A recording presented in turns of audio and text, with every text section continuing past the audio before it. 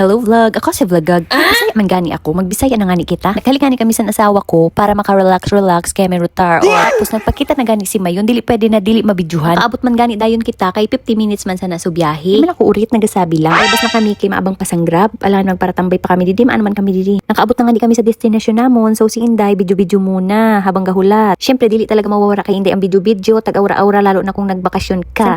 Etok ni Inday, nag-crave kang milk tea, nagpabakal kay sugar daddy. Pa-share taanay kay maagaman kami nag-abot digdig. Pampapatay labasan oras, kay tapos na kita magpama-share, mabalik na kita sa unit. Tamang buwan na muna kami sa asawa ko kay maaga pa kami buwas para maski pa paano may kilikili. Last stress, nasa na iyon naman ang adik kami. Grabe ang paibag sa atong travel.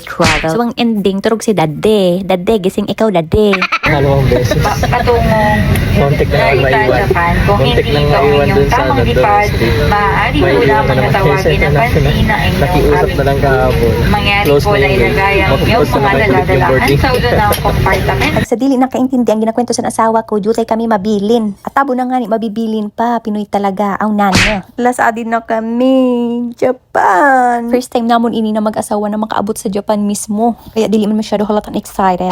Bago nagbaba sa aeroplan, nag-retouch pa yan para sa video. Neha, naya ka sa. Welcome to Japan, ibig sabihin. Nag-try na nga ni kami para makahanap pagkaon, makagutom na kayo. So ang una talaga namon gintry ang onigiri. Famous food siya dito sa Japan. The best siya para sa mga traveler, kay food on the go kumbaga. Di kami sugad sa, di ko aram kung din ini. Basta di ang meeting place namon. So nagmet nang hani kami. Nagmet!